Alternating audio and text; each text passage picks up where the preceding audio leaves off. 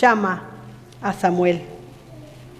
En aquellos tiempos, Dios se comunicaba muy pocas veces con la gente y no le daba a nadie mensaje ni visiones.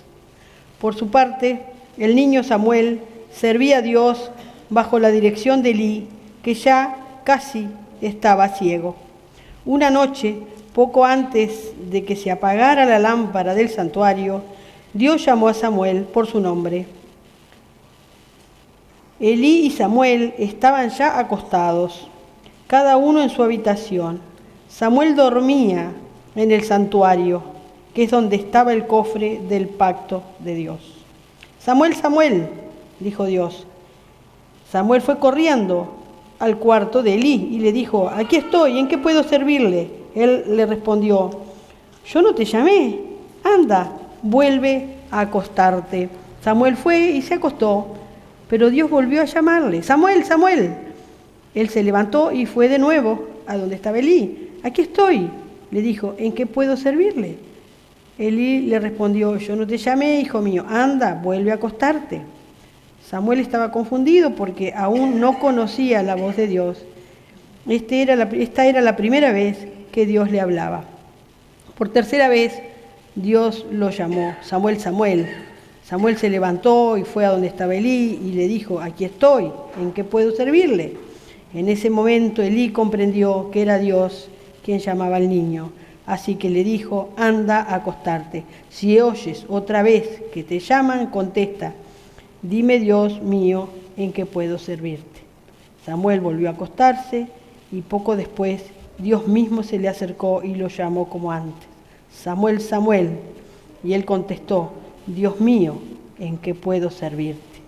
Dios le dijo: voy a hacer en Israel algo muy terrible. Cuando la gente lo sepa, temblará de miedo.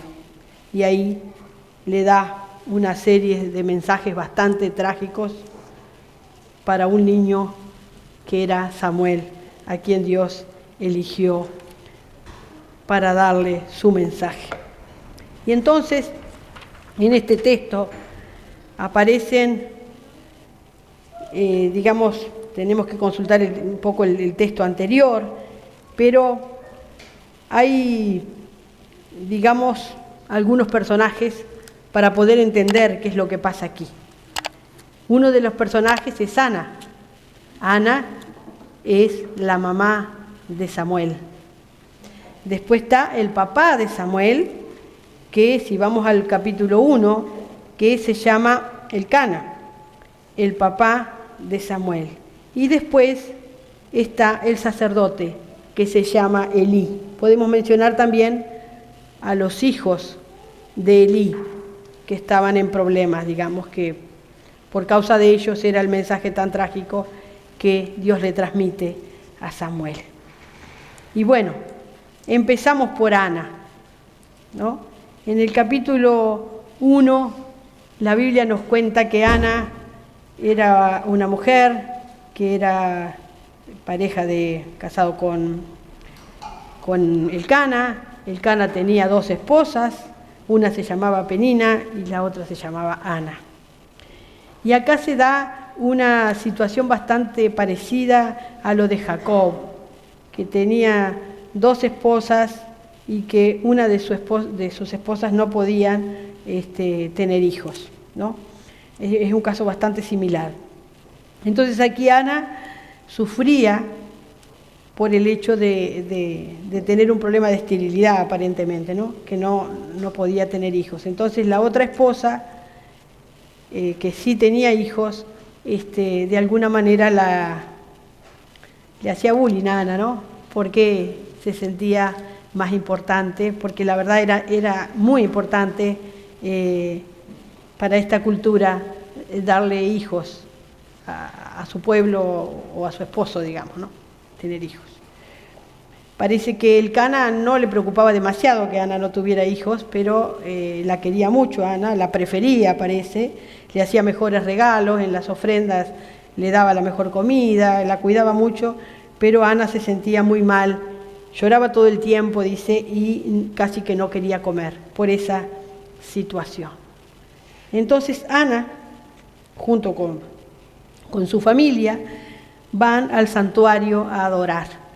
Elcana y su familia vivían en Ramá, que escuchamos bastante hablar de Ramá en estos momentos, ¿no? Porque es la zona ocupada, los conflictos de palestinos e israelíes, y iban a Silo. Yo le pedí a Michael una foto de Silo, que era donde estaba el santuario. Saben que en este momento todavía no estaba el templo. Entonces Silo era el lugar de adoración y era donde se hacían los sacrificios, era como la capital religiosa en ese momento, ¿no? No estaba el templo, no había sido construido. Los hebreos no tenían a Jerusalén todavía. Jerusalén vivían otros pueblos, ¿no? En tiempo de David, es que David conquista Jerusalén y después Salomón es que construye el templo. Entonces algunas traducciones dicen que Samuel estaba en el templo. En realidad no era exactamente el templo, pero en Silo se había hecho una construcción, que estaba el santuario de Dios, que estaba el arca, y había toda una construcción de piedra armada. Ya no era como en el desierto, que el pueblo tenía el tabernáculo con cueros y con materiales que eran movibles, sino que en Silo se había construido, estas son las ruinas, ¿no? Después hay otra lámina, que es capaz que después la podemos ver, que había toda una construcción de piedra. Así que en esta parte, en Silo, era donde estaba Elí, donde estaba el arca de Dios y donde el pueblo iba por lo menos 3 veces al año a adorar ahí. Llevaban sus animales para el sacrificio y allí adoraban a Dios. En esta situación fue que Ana, Elcana, su otra esposa, iban a Silo a adorar. Entonces Ana, capítulo 1, versículo 2 dice, se pone a orar a Ana y dice: Dios Todopoderoso, yo soy tu humilde servidora, mira lo triste que estoy, date cuenta de lo mucho que sufro, no te olvides de mí. Si me das un hijo, yo te lo entregaré para que te sirva, solo a ti, todos los días de su vida, como prueba de que te pertenece, nunca se cortará el cabello. Ana oraba a Dios en silencio. Algunos estudiosos bíblicos dicen que es novedoso que Ana entre al santuario y esté orando ahí, porque no era común que las mujeres oraran ahí, en ese lugar. Eso fue como una cuestión novedosa de que Ana estuviera allí orando. Ana oraba a Dios en silencio. Elí era el sacerdote, le veía mover los labios, pero como no escuchaba lo que decía, ¿qué pensó? Que estaba borracha.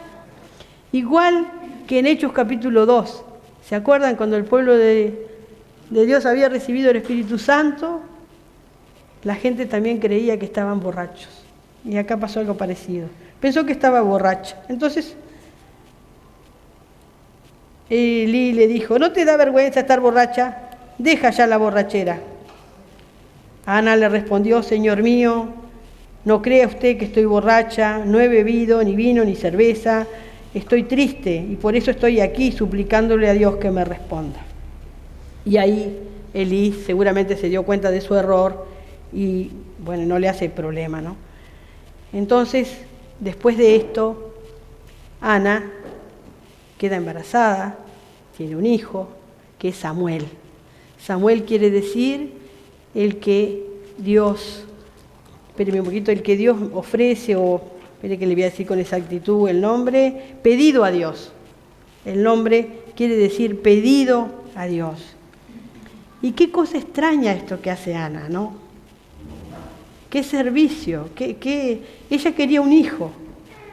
Y ella ora a Dios y le pide que le dé un hijo, pero a su vez le dice: si tengo un hijo, te lo voy a entregar. ¿No? Y en aquel tiempo se estilaba también, dice que, como Sansón, ¿se acuerdan que Sansón no se cortaba el pelo? Esto era un detalle que yo no lo sabía. No lo sabía que Samuel tenía el pelo largo, ¿viste, Fernando? Como tú, que tuviste un tiempo largo, ¿no? Samuel tenía el pelo largo, nunca se lo cortó. Porque los hombres dedicados a Dios no se cortaban el pelo. Entonces acá dice, nunca se cortará el pelo, así que Samuel debería haber tenido un pelo larguísimo. Usaría colita, digo yo, ¿no? Después en toda su vida, la larga vida que tuvo Samuel como hombre de Dios, ¿no? Esto yo nunca había prestado atención en esto. Entonces Ana, después que tuvo su hijo, dice que después que lo destetó, hasta que el niño, acá no dice la edad exactamente, no encontré la edad que tenía Samuel, pero dice que hasta que pudo comer solo, sí que era chiquito, seguramente era un niño bastante pequeño. Entonces Ana lo llevó al templo otra vez, ellos vivían en Ramá, cuando le tocó volver a adorar, por una vez no fue, se quedó con su hijo en su casa, otra vez fue y le llevó el niño. Y en el versículo del capítulo 1, versículo 28 dijo, por eso ahora se lo entregó para que le sirva todos los días de su vida. Y todos ellos adoraron a Dios. Y allí quedó Samuel con Elí y con los hijos de Elí en Silo, en ese lugar que vimos que nos mostró Maico, ¿no? Allí quedó viviendo él en ese santuario, que era construido de piedra, que era de alguna manera la capital religiosa de ese momento, que todo el pueblo iba ahí a adorar y ahí creció Samuel, ¿no? Ahí creció Samuel. Después tenemos a Elí. Elí era el sacerdote, ¿no? Era de la tribu de Leví. Y en ese lugar de Silo es donde se repartieron los territorios a las diferentes tribus. La tribu de Leví no tenía territorio porque era la tribu sacerdotal, es decir, era la tribu que no tenía territorio, entonces todos los demás pueblos, las demás tribus de Israel, de alguna manera ofrendaban o sostenían a esta otra tribu que no tenía tierra porque era la tribu sacerdotal.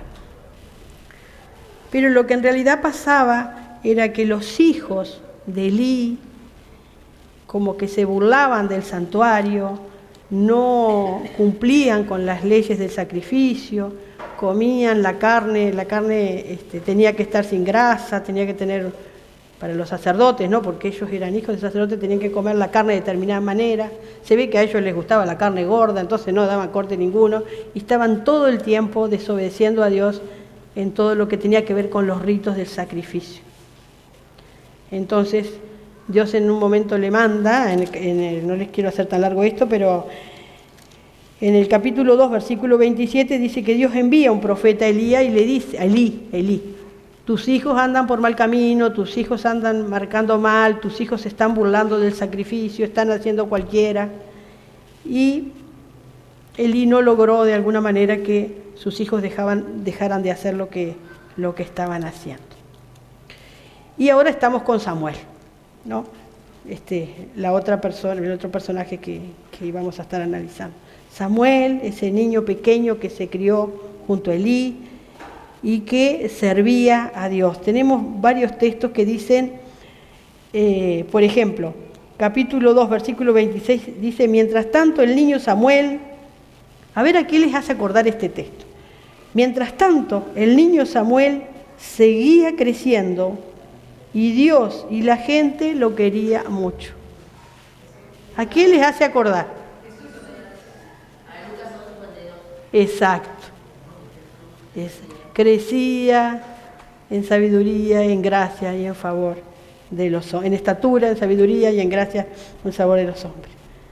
El hecho de que Samuel fue un niño entregado también me hizo pensar en otros héroes de la fe que fueron de alguna manera entregados. José, por ejemplo, fue entregado por sus hermanos, ¿no? Y se fue a vivir a Egipto solo, siendo bastante chico.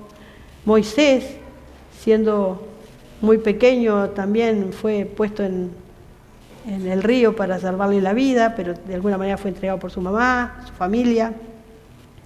Y bueno, el Señor Jesús fue entregado por Dios para servir y para entregar su vida, ¿no? Entonces son figuras de la Biblia que como que se repiten a lo largo del texto bíblico. Entonces Samuel crecía y acá yo quería tomar dos dos expresiones y ahí es que preciso las dos traducciones. Ya yendo a cuando Dios le llama a Samuel, dice algo importante en el contexto de esto. Samuel dormía en el mismo tabernáculo, donde estaba el tabernáculo de Dios, ahí dormía Samuel. Pero acá en esta versión dice, en aquellos tiempos Dios se comunicaba muy pocas veces con la gente y no le daba a nadie mensajes ni visiones. Si alguien pudiera leer la Reina Valera capítulo 3, versículo 1 y 2, nos amplía un poquito este concepto.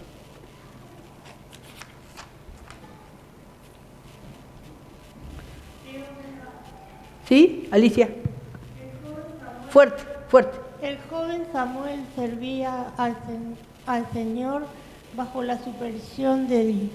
En aquellos días el Señor no se comunicaba ni en visiones, pues estas no eran frecuentes. Un día, mientras él reposaba en su aposento, pues tenía la vista cansada y casi no veía, y Samuel dormía en el santuario donde estaba el arca de Dios y la lámpara de Dios aún no se apagaba. Bien. Hasta ahí. Pero quiero la Reina Valera al 60 yo. A ver, ahí. A ver. Por favor.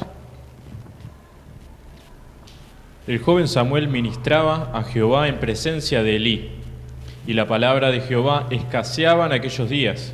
No había visión con frecuencia. Y aconteció un día que, estando Elí acostado en su aposento, cuando sus ojos comenzaban a oscurecerse de modo que no podía ver. ¿Sigo? Siga, el otro. Samuel estaba durmiendo en el templo de Jehová, donde estaba el arca de Dios, y antes que la lámpara de Dios fuese apagada. Ahí está, hasta ahí. Así que acá aparecen dos frases muy interesantes. 3.1 dice, la palabra de Dios escaseaba. No había visión. Samuel, esto ocurre en el tiempo de los jueces, ¿no? En el tiempo de los jueces, que dice que cada uno hacía lo que bien le parecía, porque no había palabra de Dios para guiar al pueblo. La palabra de Dios escaseaba. Y después dice, antes que la lámpara de Dios se apague. Entonces, yo me preguntaba en este texto, llevándolo a nuestro tiempo de hoy, ¿no? Podemos decir, bueno, la palabra de Dios hoy no escasea, porque tenemos la Biblia en el celular, nos tiran textos bíblicos a cada rato si tenemos una aplicación, ¿no? Allá en la iglesia tenemos una cantidad de Biblias en la entrada, hay ofertas en las sociedades bíblicas de Biblias muy baratas, ¿no? Pueden decir, bueno, la palabra de Dios no escasea en este momento, por lo menos no por acá. Recibí un mensaje de Noemí, esta hermana que vive en la tierra de las montañas, allá, nunca me recuerdo el nombre del país, al norte de, digamos, al norte de la India, bueno, ya me voy a acordar el nombre del país, que es un país sobre todo musulmán, entonces no pueden tener Biblias allí. No pueden tener, hay mucho frío, han pasado mucho frío este año, hay muchos preparativos para el Ramadán y obligación de dar dinero, digamos como muchas exigencias de parte de la parte religiosa musulmana, pero la palabra de Dios por allí escasea y en caso de quererla comunicar hay que comunicarla con palabras, digamos, como de manera subterránea, ¿no? Me decía ella que una manera que tenían ellos de predicar, de ser iglesia, era, se subían con una persona en un autito medio viejo que tienen, dan 2 o 3 vueltas en determinado lugar y en ese ratito es que pueden compartir algo de la palabra de Dios. Con todos los cuidados porque pueden ser, ejecutados en realidad, ¿no?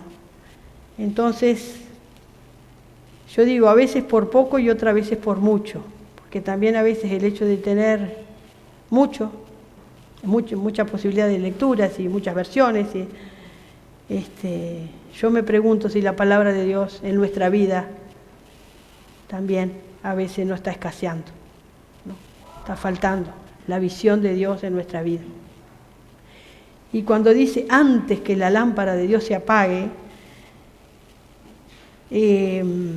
aquí lo que pasó después, que si seguimos leyendo el texto, los hijos de Elí murieron, Elí también murió el mismo día, y el arca de Dios fue robada. El arca de Dios salió de Silo y fue llevada a otro lugar, a un templo pagano, ¿no? Y la lámpara de Dios ahí se apagó. Al irse el tabernáculo, la lámpara de Dios se apagó. Y la lámpara de Dios podemos interpretarla de muchas maneras. El Salmo 119, 105 dice: tu palabra es lámpara a mis pies. Jesús en el Evangelio de Juan nos dice: yo soy la luz del mundo. Y también el Señor les dice a sus discípulos en Mateo: ustedes son la luz del mundo y la sal de la tierra. Entonces aquí estamos con dos realidades: escasez de la palabra de Dios en ese pueblo, en ese tiempo, que lo podemos pensar para nuestro hoy, si la palabra de Dios escasea o no en nuestras vidas, si le damos lugar de preferencia en nuestras vidas, si dejamos que ella obre y cambie nuestras estructuras y nuestras maneras de pensar. ¿Y cómo está la lámpara? ¿Se acuerdan de la parábola de las 10 vírgenes, no? Que tuvieron que salir a buscar aceite y unas se retardaron un poco y se les complicó, porque se quedaron sin aceite. Y otras habían puesto el aceite en sus lámparas.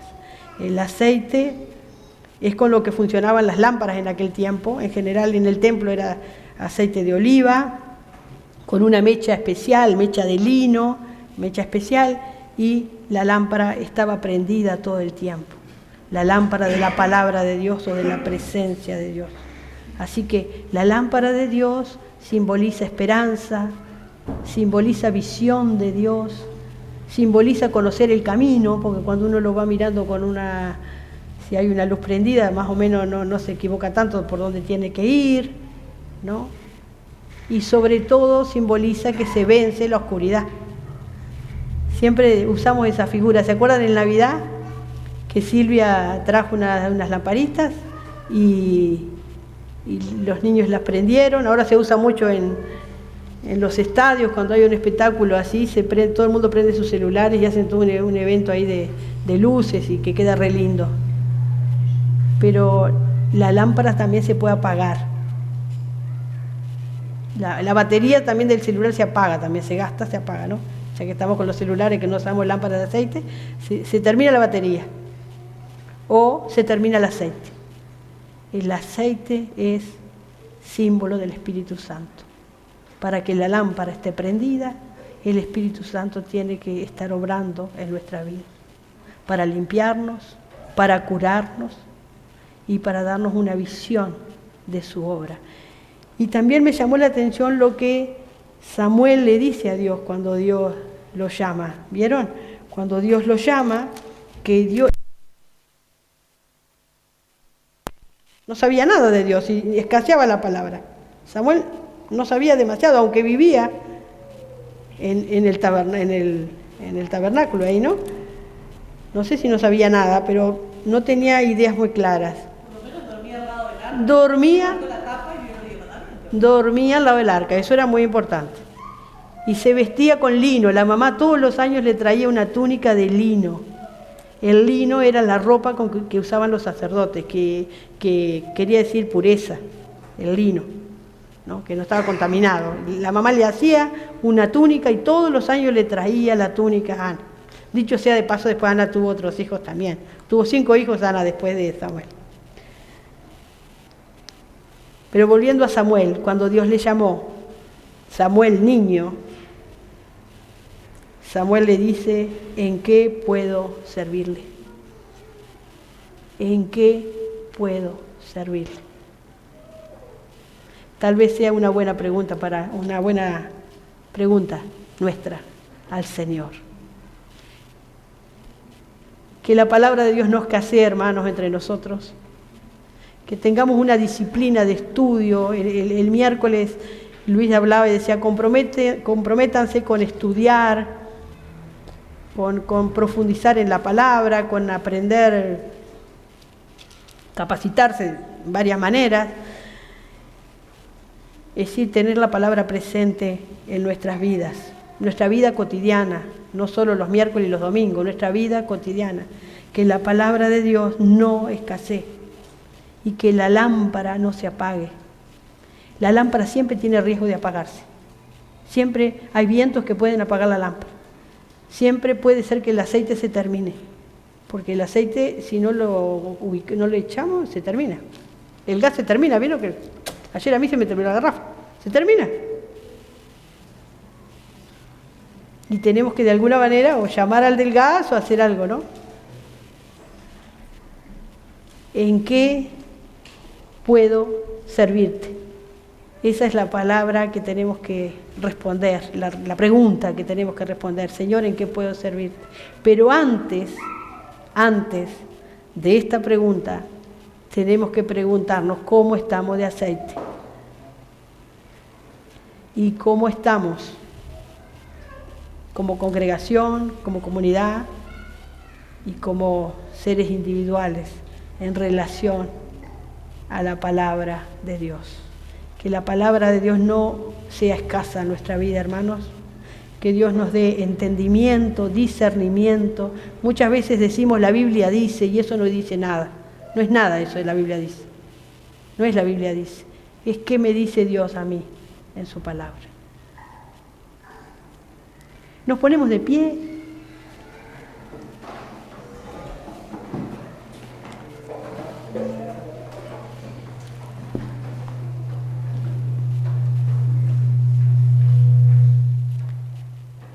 Y oramos al Señor porque Dios renueve nuestro aceite para que nuestra vida espiritual se mueva, salga del lugar, ahora se estila decir salir del lugar de confort, pero lo que quiere decir que hay que dejar la silla y levantarse y dar algunos pasos para afuera, mirar la realidad. Y después sí le podemos preguntar al Señor, ¿en qué puedo servirte? Pero si no hay aceite, no hay manera de servir. Si no hay palabra, no hay manera de servir. Señor, acá estamos, necesitando de ti, Señor, necesitando de una palabra fresca para nuestra vida.